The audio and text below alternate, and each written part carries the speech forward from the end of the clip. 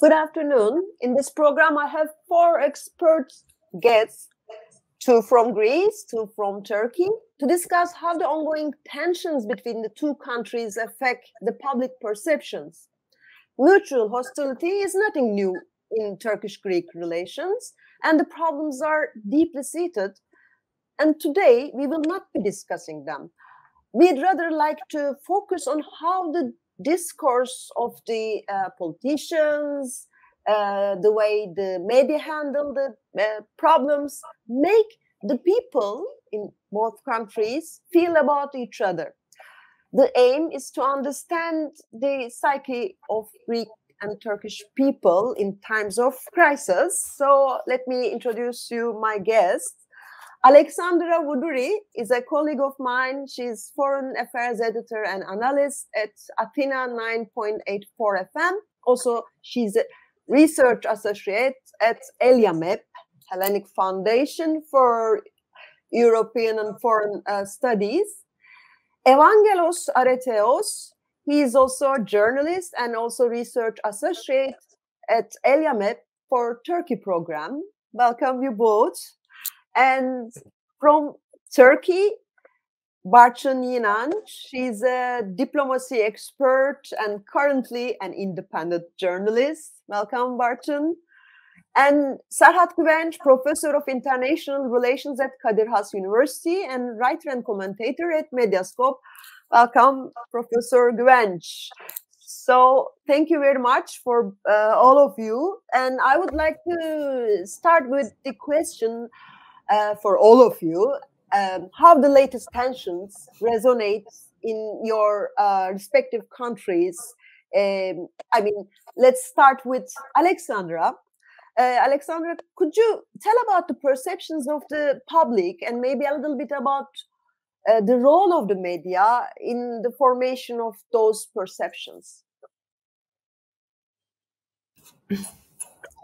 Well, Ishın, unfortunately, we're experiencing once again a polarized and conflictual atmosphere between our two countries. And unfortunately, this time, the public debate in both countries, as I see, is polarized and in much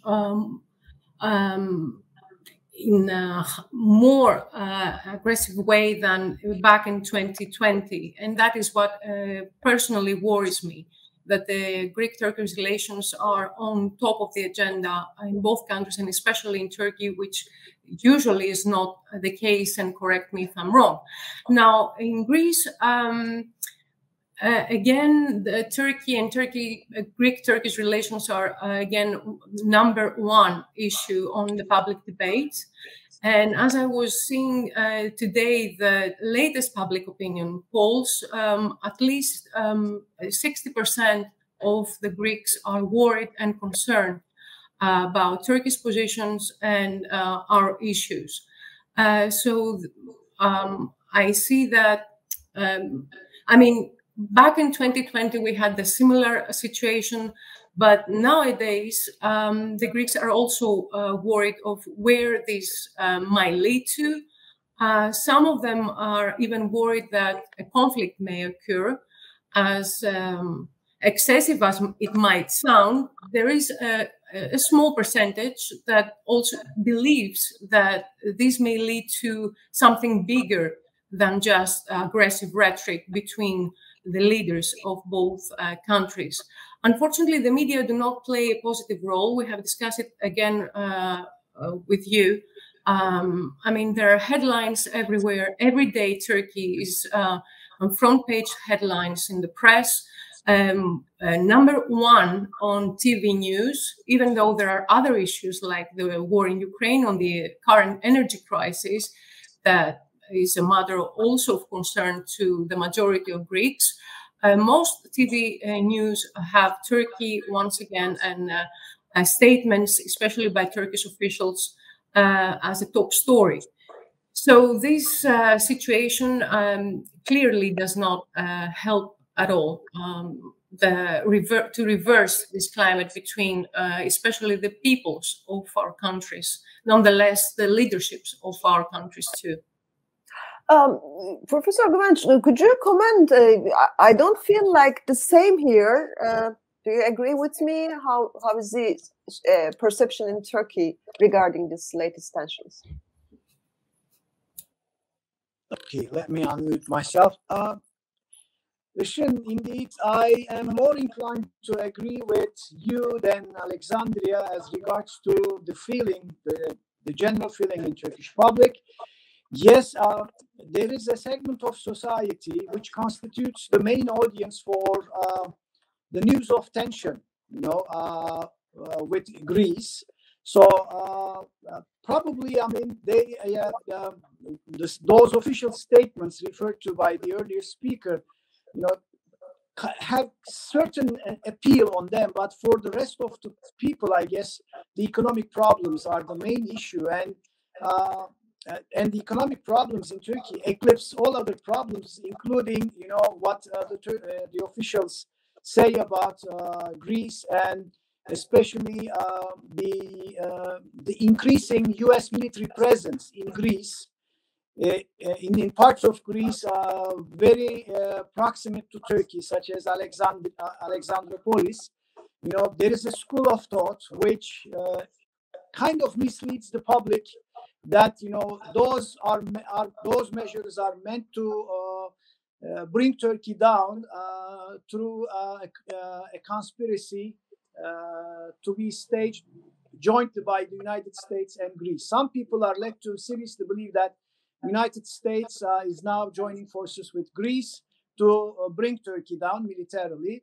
Although, I mean, I personally have tried to dissuade some in Turkey that the U.S. reliance on Greece for moving troops and material to Greece's neighbors or to Turkey's Black Sea neighbors. Nevertheless, I mean, because of Turkey's peculiar history with great power presence, military presence around Turkey, kind of cause apprehension in Turkish public, and this apprehension is very easily manipulated by not so well-meaning politicians and other public opinion leaders. So, to conclude this round, at least for my part, I think there is ample material to be exploited, to be misrepresented, to heighten the sensitivities of Turks as regards to Greece, and what can Greece, to what kind of damage Greece can do. And indeed, this growing cooperation, increasingly close cooperation, especially military cooperation between Greece and the United States, for some is just a repeat of history, what Turks had witnessed almost a century ago. So for some people in Turkey, for some opinion leaders, whether they sincerely believe that or not, Greece is doing what it tried to do a century ago with the help of Britain. Now it's trying with the United States. And those are not necessarily my opinions, of course. Evangelos, could you a little bit comment on from your point of view, because I know ELIAMEP has a recent research regarding the public perceptions in both in Turkey and Greece. So, what can you say? Well, when it comes to the survey, what we found is first that concerning the Turkish public opinion, there is no real shift from the US towards Russia, and this is very useful for Greece. Because the perception in Greece is that Turkey has dumped the Americans and is working just with the Russians. But when you see the results of this survey, we see clearly that the Turkish public is mitigated, is between US and Russia. And this is reflected to the official policy of Ankara, of course. What we see, of course, there is rather significant discrepancy between the views of Greeks towards the US when it comes to security and foreign policy, where much more Greeks than Turks feel more in common ground with the US, and much less Turks feel in common ground with the US concerning these two sectors, so security and foreign policy. Whereas we see that when it comes to Russia and when it comes to family values and culture, Greek public is much more pro-Russian. We feel much more closer to Russia when it comes to this more societal values and culture. So the first thing is that we don't see in this data a Eurasianist turn of Turkey. Turkey is keeping the balance. When it comes to the feelings in Greece, I would like to add a few things to what Alexandra said. What we have seen the last period, and again, I am just describing the perception. I don't espouse anything. I just describe. The last period we have seen, the perception is that Ankara is pushing to a different level the Greek-Turkish disputes, because officially and repeatedly puts into doubt the sovereignty of Greek islands and linking it with militarization, demilitarization. This is creating a very heavy atmosphere, both in the Greek public and the politicians, and of course the press. So the perception that we have in Greece, that people have in Greece, is that Turkey is a revisionist power, and the fact that brings again this Lausanne Treaty, which was signed almost 100 years ago, and is probably the mother of Greek-Turkish relationships for the last 100 years, is seen in Greece like an aggressive act. So the feeling in Greece is that we are defending ourselves against Turkish expansionism. And again, these are the perceptions. And as Alexandra said, this is heavily instrumentalized by the media, all media. The only difference we see, and Alexandra, correct me if I'm wrong, is that the pro-government media portray this as the major issue of the country, whereas the pro-opposition media, they try to portray that the real problem of the country is the economy, but they report to this Greek-Turkish issues in the same way. So we don't see any real difference on the way people see this whole affair from right to left. Okay, there is a. May I add something to yes, this that Evangelos said correctly about what is currently the perception of Turkey as a revisionist power, a revisionist and troublemaking neighbor. However, we should not neglect that what the media are doing is just a reflection of the current government policy. They don't do something more or less. They just reproduce the narrative and the rhetoric of the government. I just wanted to add this. But Evangelos is right now, the perception is of a revisionist and troublemaking neighbor. And of course, I'm again talking about perceptions in the Greek public. I'm not talking about myself and my opinion. And if I can add something to what Alexandra added, I'm sorry. As Alexandra said, the media reflect just the public narrative. So what it should be understood in Turkey, I think, is that in Greece, we wake up with Turkey, we go to bed with Turkey. And we know, I think the average Greek knows much better what President Erdogan said the last day than the average Turkish citizen. So what the problem is that we are also, looking at the tree and losing the forest. So the last years, unfortunately, we only see President Erdogan and we forget about Turkey. And this is a major problem for Greek media. For the last few years, we only see President Erdogan as well in Turkey in domestic politics, I could say. Dear Barçın, what could you say? I mean, because there is a similarity in the mass media, let me say, not the alternative ones, that they reflect in Turkey as well what Ankara says. But what can you say about the perceptions here? Well, let me pick up from where Evangelos has left.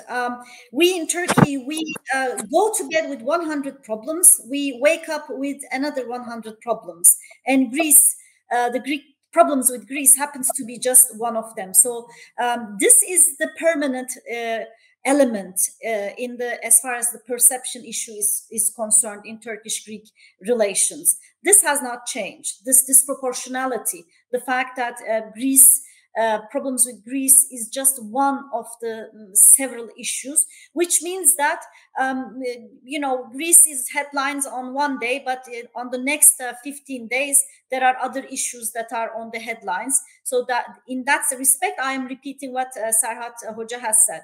What is new, however, I think this.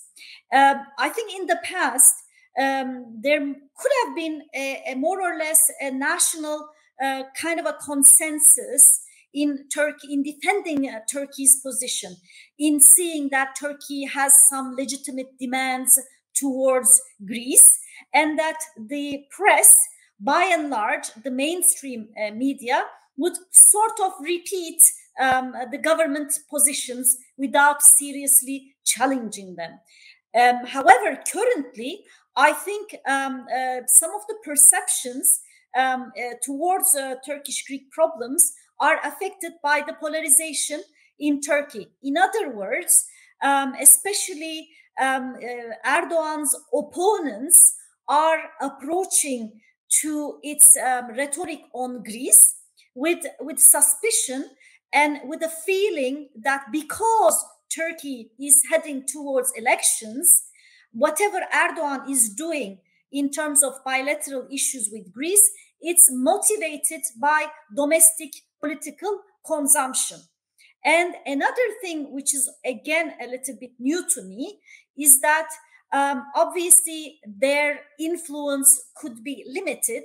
However, I have come across some former Turkish diplomat, and more than one actually, writing for other independent media and challenging the Turkish government's points of view.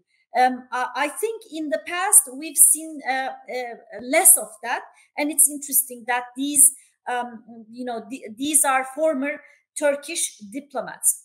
Having said that, I think, however, among opinion leaders, and I'm wondering whether Serhat Hoca would agree on that with me, this feeling that there is too much of an automatic acceptance that whatever Turkey is doing, it is related to Erdogan's internal political considerations.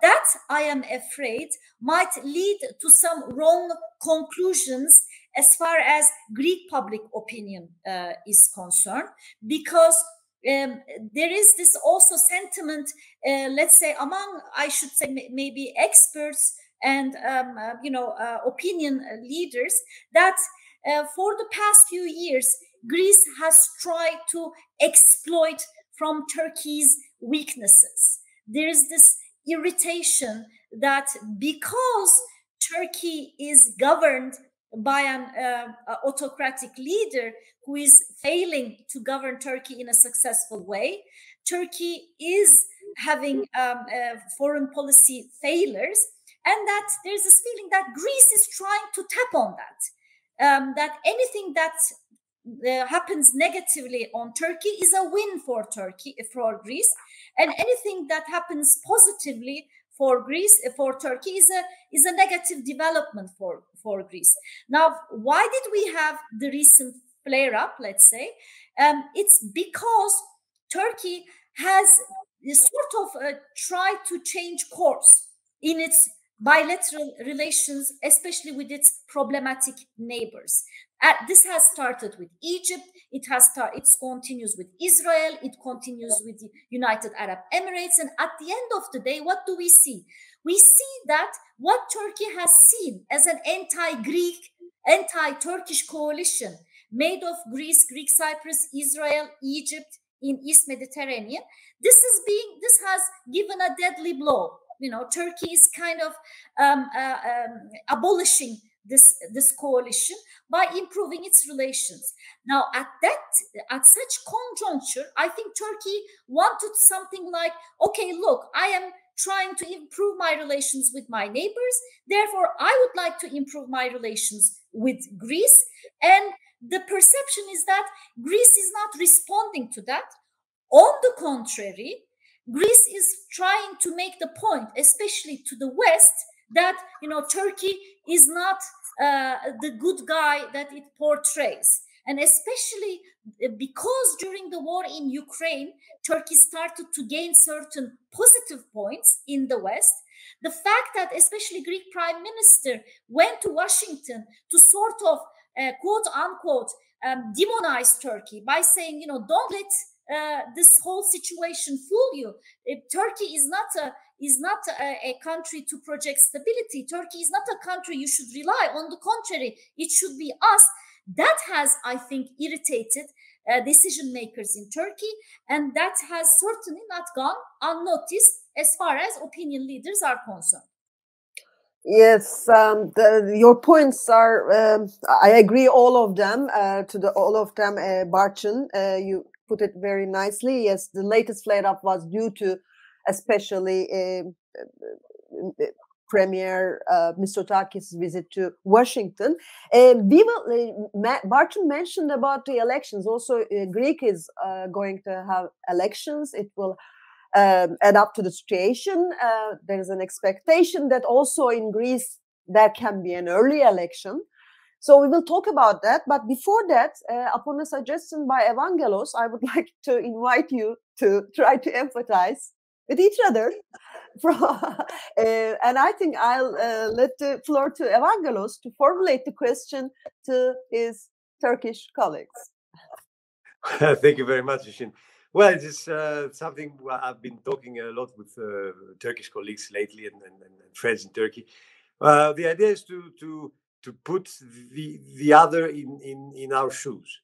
So I would say, I would ask you, for example, Barçın and Serhat, to imagine that you are Greeks living in Greece, and you have a big country next to you, Turkey, and what you perceive as a citizen, a normal citizen, is that you have the president, the foreign affairs ministers, and other officials daily, the last period, putting in doubt the sovereignty of what is considered to be Greek, so Greek islands.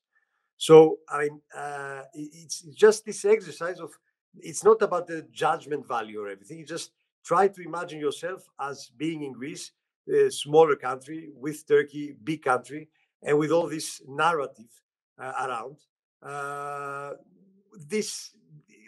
Maybe this could help you understand at least the perceptions of the psychology, to see that in Greece, what people feel is and it's very, very widespread, is that Greeks, we are just defending ourselves against Turkey because Turkey has all this narrative and everything. So we could do the same thing with Alexandra, try to imagine ourselves as Turks living in Turkey and everything. So because I think that what we all miss, I mean, not here, but generally, is this capacity to emphasize, just to understand the psychology and to understand the perceptions. Anyone who want to start? Let me step in, if I may. On top of all what Evangelos just laid out, I mean, having studied history of Greece a bit, what I find lacking in Turkish understanding of Greece is that is related to our general lack of understanding in Turkey, the consequences, what happened during the Second World War. Turkey thankfully did not go through this horrible experience of the Second World War. So we don't know how it feels like to be under occupation by a country like Nazi Germany, or we don't know how it feels to be like threatened, bullied by a revisionist fascist country like Italy, which was Greece's neighbor in the Aegean, etc. And we don't know how it feels like to be, how it feels when your territorial waters or airspace were violated by a revisionist Italy constantly between the two world wars. So it is difficult to relate to that experience because we know nothing about Greek history, during and shortly after the Second World War. Okay, we cover our official histories cover the interwar period, the golden age of Turkish-Greek relations, etc., etc. And the only episode we are familiar with is the journeys of Kurtuluş, which carried relief material to Greece during the Second World War. And also, what makes it very difficult for a Turk to relate to Greek experience is that we treat Greece as a uniform body, as if it had not experienced that divisive civil war right after the Second World War. And socially and politically, it was not able to patch up the differences remaining after the Civil War until the early 1980s.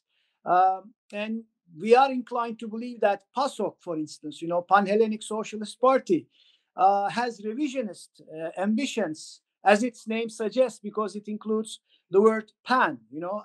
Therefore it's Pan-Hellenic. Therefore it's pursuing it's for megali idea. So the Greek perception in Turkey is built on a lot of misunderstandings and a lot of ignorance, to be honest with you, because we don't know that the decisive period in Greek history, the Second World War, how Greeks resisted Italian occupation and how the German occupation caused a political division in that country, and that division pretty much defined, Greek politics, etc.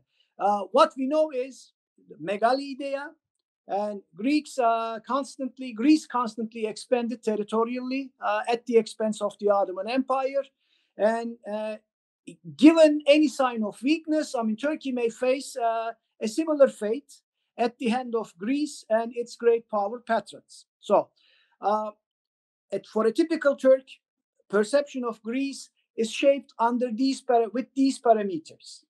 It takes a lot of reading. It takes a lot of curiosity to break out of this, how should I say, stereotype image of Greece and Greeks.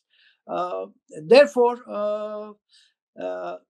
for an average Turk, Turkey is a bigger country. Yes, Turkey is more powerful militarily, but Turkey has some formative weaknesses, insecurities, which cannot be overcome. And there should be a reason why Turkey perceives threat mostly from its smaller neighbors, such as Greece and Armenia, not Russia or Iran, because those countries are considered to pose an existential threat to Turkey. So once you perceive that existential threat, whether it's founded or unfounded, that's another story, then it becomes very difficult to empathize with the other side. But maybe this is not very relevant to what the point you raised, but there has been a lot of social context. I know, among my friends, there is tens of them are planning to spend their upcoming religious holiday in Greece, right? This was not the case 20 years ago. So despite the official rhetoric, despite this general failure to understand, make sense of Greece, modern Greece, nevertheless, Greece is a very attractive destination for Turkish tourists. That remains so. And this gives me hope that eventually we will be able to overcome this feeling. But our official history is stuck in the First World War and Turkish War of Liberation. Therefore, we don't know much about the rest. So if we bring those issues into our history teaching in Turkey, then we may come up with a better representation of Greece and Greeks. So the Greece we know, Greece, an average Turk knows, is the one which collaborated with the Greek powers to disintegrate the Ottoman Empire. And of course, also the Greece we know is the Greece that was tried to annex Cyprus under a military rule. So that's it. These are the two Greeces we are familiar with. The rest don't count or doesn't count. Well, Barçın, you will add up. I just remind our audience that we shortly lost connection with Alexandra, but she is back, so happily. Yes, Barçın.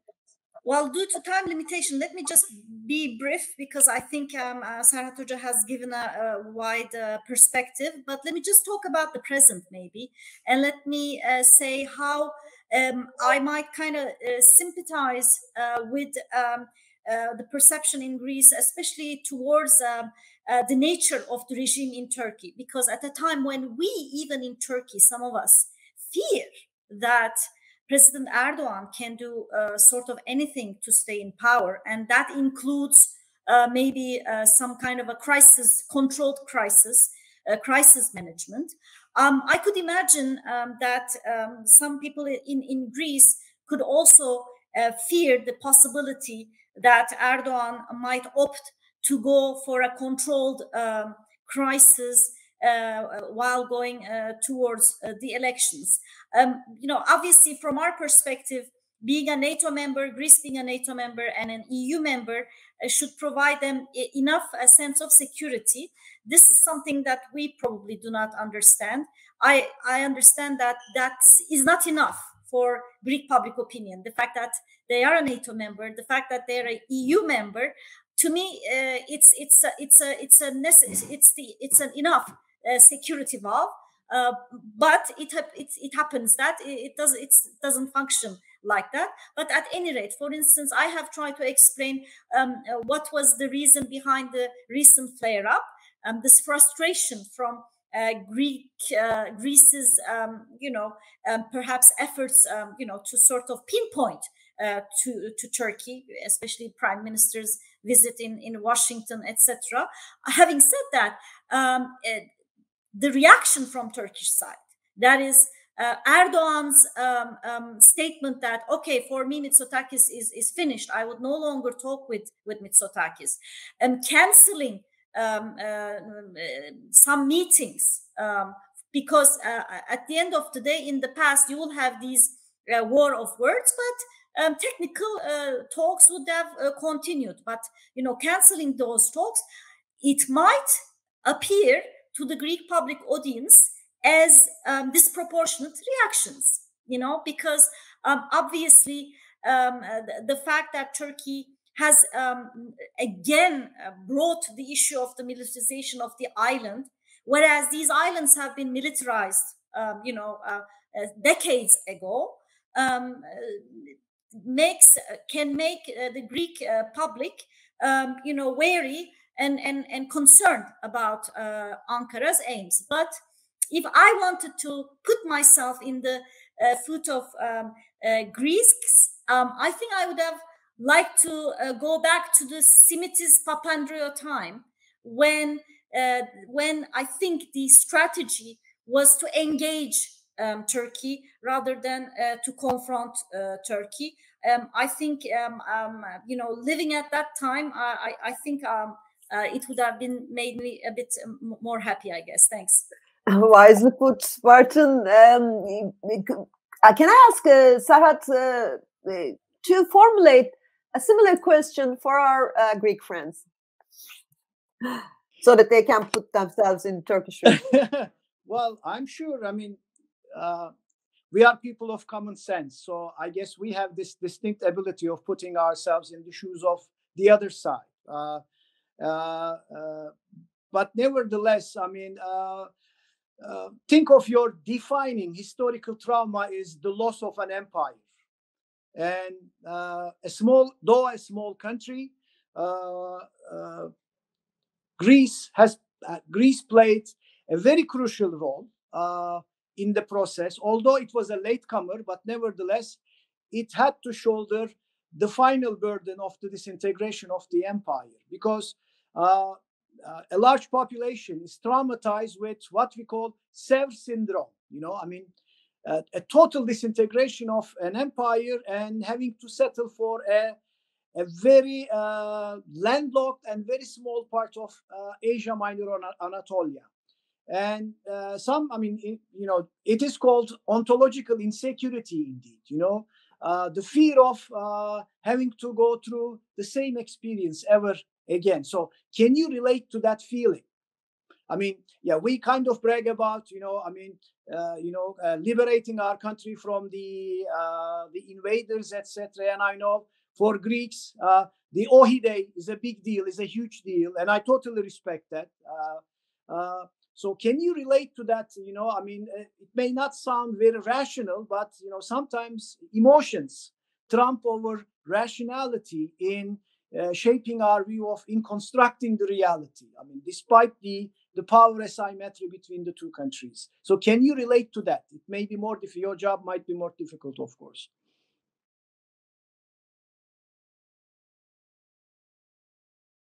Who would like to start? Evangelos, would you take on? Yeah, well, why not? Thank you very much.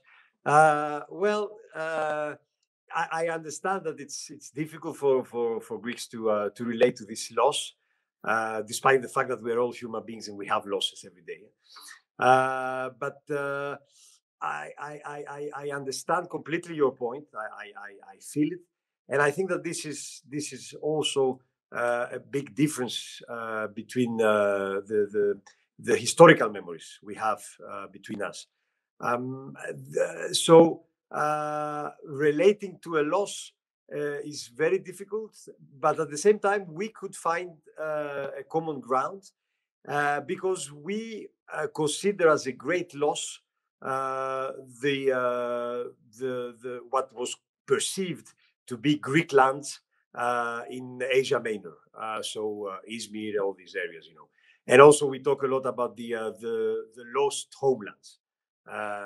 Meaning all those areas in Asia Minor where Greeks were the majority. And also we talk a lot about all this trauma of the exchange of population.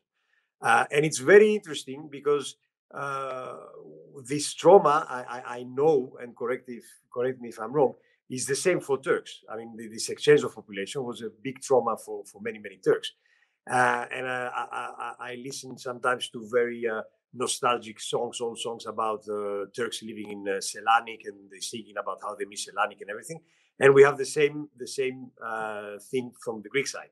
The problem is that those two sides, they don't accept that the others had the same trauma. I mean, for us in Greeks, for example, we are the only ones who got traumatized from the exchange of population. We are the only ones who suffered, and we are the only ones who lost something.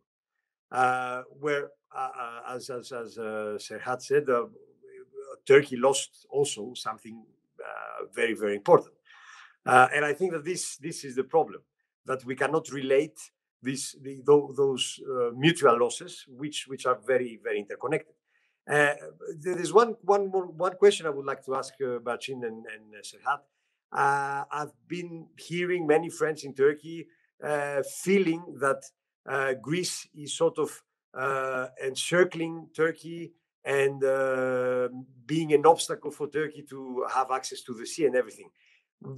Is this something that is widely spread? I mean, is common in the Turkish perception and the Turkish soul that Greece is something like a blocking a legitimate, access to the sea and everything?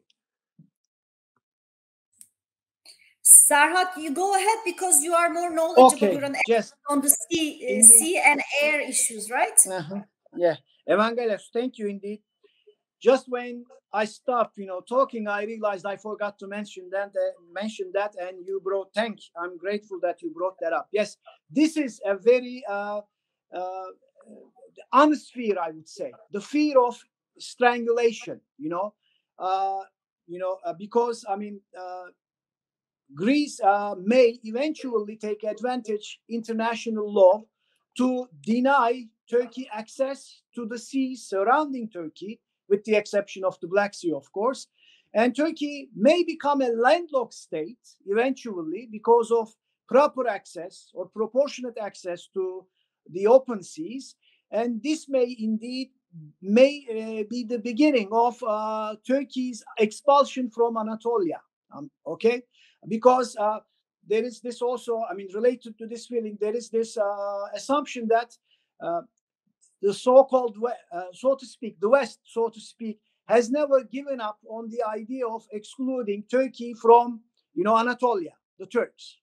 So denying access to maritime areas might be a first step. And if Turkey, even concedes an inch on what it perceives to be its legitimate rights, which are framed as Mavi Vatan, this may put Turkey on a slippery slope of losing Turkey yet again. So there is this fear. And indeed, Greek officials have done nothing to alleviate, to mitigate this fear of Turks. They prefer to remain ambivalent, taking advantage of the uncertainty of the situation. For instance, I don't know, how familiar you are with this issue, but there is this Sevilla map, an atlas of maritime jurisdiction areas of European Union. And in that map, Turkey is denied a large chunk of maritime jurisdiction area around that small island of Castellorizo. Okay? From an international maritime law perspective, there is no way Greece can claim such a large exclusive economic zone based on its ownership of that small island. But that particular map reflects a maximalist division of maritime jurisdiction areas in that part of the Eastern Mediterranean. Personally, many times on TV, on Medyascope, I stated that this was not an official EU position. This is not an official EU map. The EU Commission has denied the authoritative nature of that. It's a hypothetical exercise. But not a single Greek authority has done anything that would be repeating the official statements of the EU officials. So this ambiguity keeps Turks on their,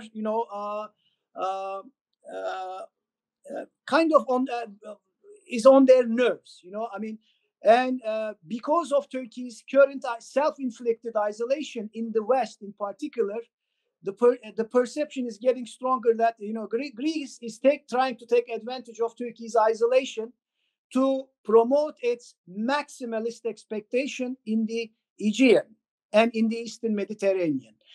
Therefore, this fear is very genuine. Yeah, that was the word. This fear is very genuine. And, Greece hasn't done anything to ease that fear, unfortunately. And this gives ample ammunition to those hardliners in Turkey to, draw Turkish public's attention to the true nature of Greece's ambitions in the Aegean and in the Eastern Mediterranean, I'm afraid. Dear friends, I just want to remind of you about the time. So we have not much left. So maybe final thoughts, and we should May close. I say something? Yes. Serhat, you're very right. But it takes two to tango. We have not seen strong political will by both sides to engage into a dialogue on this issue. And I'm very worried that at the same time, even civil society has lost a great opportunity. Barçın mentioned the years of Papandreou-Cem rapprochement. Since then, we had periods like a seismic, let's say, data. Sometimes relations were good, never extremely fine, but we all lost the opportunity of bridging gaps, of discussing the issue. And it takes a lot of courage and a lot of political will to sit down and talk about really how to solve the differences. There has never been the case. We've seen ongoing technical talks, but never ending somewhere. Because to be honest, somehow political leaderships are taking advantage of this. And especially now, everyone is mentioning that both countries are heading to elections. So I think up to a point, it makes some sense to preserve this kind of atmosphere, but at the same time, it it's for the cost of our own people, of our own societies.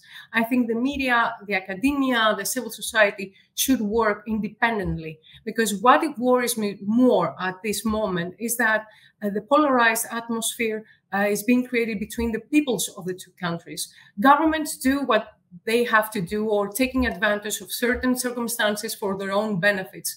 But what is missing here is neighbors without knowing each other, with no. I mean, I'm afraid that this climate will not be easily reversed, and we need to do something more as a civil society, as media, as academia, as whatever else, you name it. Barçın, would you? A very good exercise, to be honest, and we should continue putting ourselves to the shoes of the other side. That was an excellent exercise, definitely. Barçın? Well, it kind of shows the contradiction between Greece and Turkey, what I would say, because I am not sharing the pessimism of Alexandra. Do I have reason for that? Maybe not. I don't know. Maybe I don't have a reason for that, but I am much more optimistic because I think there has been some improvement that has been registered between the two countries. What has been registered shouldn't be underestimated. You know, had it not been for the economic crisis in Turkey, I am sure there would have been lots of tourists going to Greece. And I think each and every one of Turkish tourists going to Greece, and each and every one of Greek tourists coming to Turkey, that helps change the perceptions. Having said that, where I could share the pessimism would be in the short term. Since two countries are approaching elections, I am a little bit afraid that we might come across some kind of a, as I said, some kind of a controlled crisis.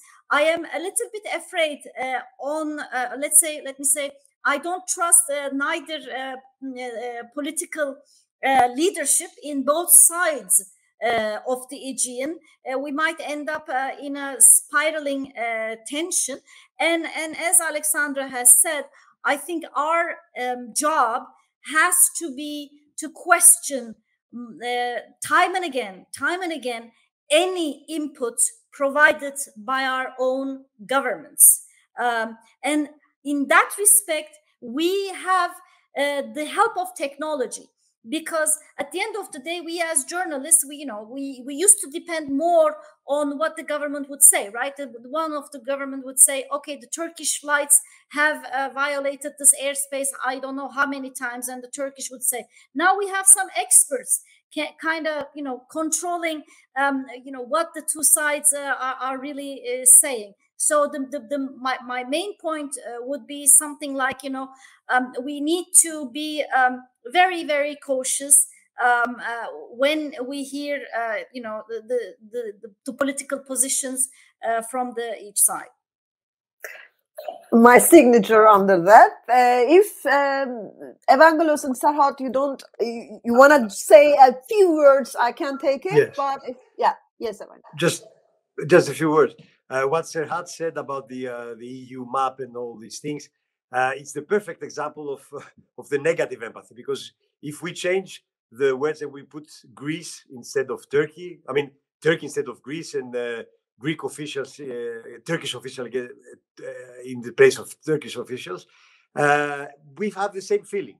So the feeling in Greece is that Turkey goes around with a Mavi Vatan map, and that we don't get any reassurance by Turkey that this is not a defensive dogma as it is perceived in Turkey, but an aggressive one as it is perceived in Greece. So this is a major problem, because we both feel justified and legitimized, but since we don't have any communication, we have this negative empathy, right?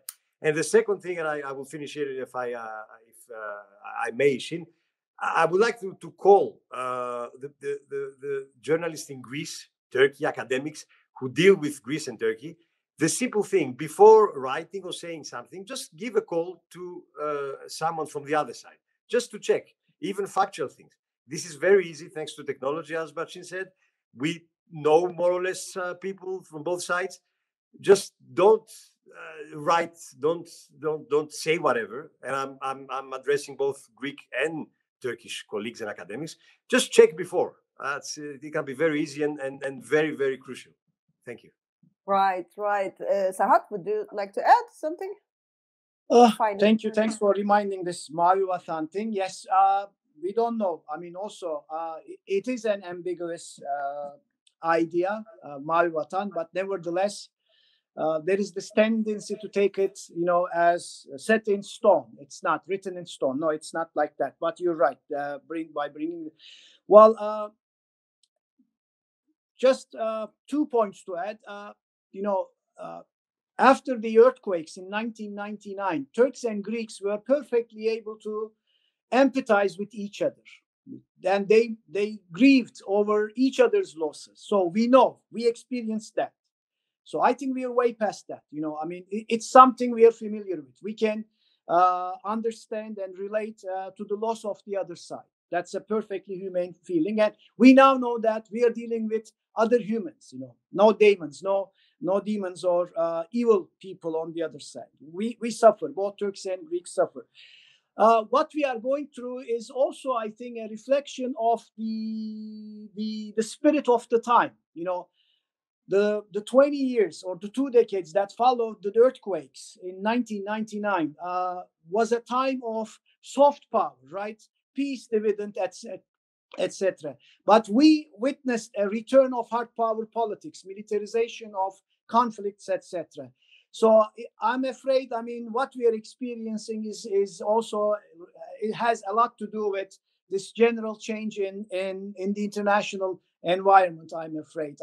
Soft power doesn't count anymore. So everyone is interested in playing hardball with the other one. And what we are seeing is a ramification or a manifestation of hard power politics. And on a personal note, I'm a third generation exchangee. My grandparents were born in Chrysopoli, in Pascalia. So they were exchanged with the Greeks of Pontics of Bafra, Samsun. And they, because Pontics arrived 6 months early, they shared housing units for 6 months. And they cohabitated very perfectly. And I was personally interested in grabbing some territory, and I did indeed. I put them in a plastic bag and to spread over the graves of my grandparents, who were never able to see the parts of Greece they were born. So we have this common history, and we have this shared trauma of exchange of population. On our side, people tended to put a more or braver face on it than the Greeks, but nevertheless, with subsequent generations, we openly talk about it, and we openly indeed grieve about the loss of our homes on the other side of the border. I'm sure good days are ahead, but in Turkey now, everything is about elections, and everything is about the re-election of Erdogan, I'm afraid. So he's a towering figure, and his long shadow is cast on everything. So we may have to wait a bit more to be able to talk about, renewed civil society and social contacts between the two countries. And those are my final thoughts. Thank you. And in the meantime, maybe while expecting the results of the elections in both countries, we can do more of these kind of talks and programs. I think it is very helpful. Thank you very much, all of you, for this frank talk. It was indeed a good exercise of empathy. And I would like to also thank our audience for watching us, for being with us. Thank you, and hope to see you soon, maybe for sharing personal experience more. Thank you. Bye. We thank you. Bye. Excellent initiative, Işın. Excellent initiative. Bye.